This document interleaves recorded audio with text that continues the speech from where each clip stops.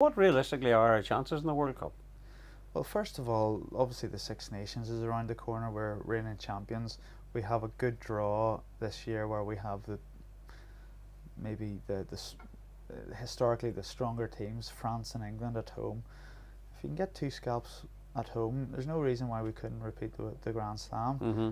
I guess it's about momentum, creating momentum, and hopefully that may occur again. I'm sure it'll be a big aim, but then it is all leading towards the World Cup once every 4 years. A lot of players would have loved to have been involved with a coach like Joe. He's got such a great reputation, so I'm sure he will have this squad as well prepared as any has ever been going to a World Cup. It's pretty much on our doorstep as well. So a lot can change between now and then. We can move up and down the world rankings, but certainly we have a good shot.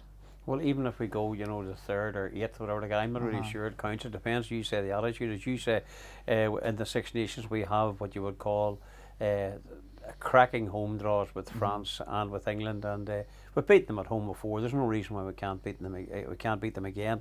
But would Les Kiss and would Joe Schmidt be looking for Ireland to win the Six Nations, or are they looking more for their performance that they can see further down the summer? Well, I'd imagine they want to win. They're two very, very competitive men, and they don't zip up their coaching jacket to come out second best, and that mindset has been installed into all his players. So they'll want to play, but they will have an eye on what's around the corner.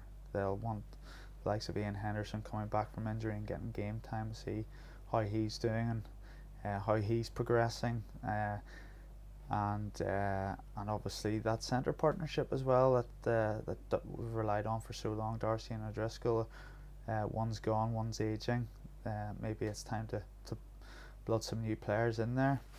I saw a photograph. A friend of mine showed me a photograph the weekend of Ian Henderson, who was posing for a snap with a youngster, one of the Ulster games. I didn't recognise him. Yeah. He had the cap on, he had the beard and all. Who's that? I didn't see him at all like that, But he, is he the like of a player, who can emerge, like as you say, you've got a lot of the tried and trusted, but we probably do need a couple of players to emerge, not even emerge, but step up to the plate. Absolutely. To become really world class. Yeah, I think Candy, the big llama as we call him, he is one of those guys. He looked like a llama on the photograph. Sorry, Andy. I thought he, he had a bit of bad luck with his hip, so he got hip surgery, and he'll hopefully be back after Christmas in the lead up to that Six Nations. But he's a bit of a freak. He's sort of similar to what Stephen Ferris was like when he was young. He's a big, strong boy, naturally strong, and he just barrel over players and through players, and he's long enough to play in the row as well. So he's got that versatility playing, six or in the second row. So he's someone I'm sure Joe and Les will be keeping a close eye on whenever he gets back to fitness. Briefly, I just can ask you a couple of questions. Can we win the Six Nations? Absolutely, yeah. Okay. Yeah. Can we beat South Africa?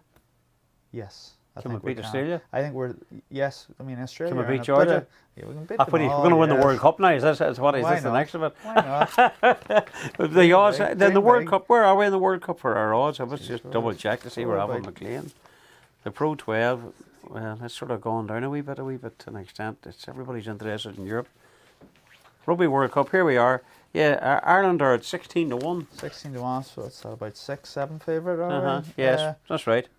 Yeah, I think that may change a lot come after the Six Nations. You never know, but that would be worth a bet. Certainly be worth a bet. We're under good hand. We're in good hands with Joe and his coaching team. We've got a lot of youth coming through who aren't afraid to win. They're used to winning at their clubs in Europe, and that mindset will run into the senior international team, and that will hopefully take them to higher places than we've been before in a World Cup championship.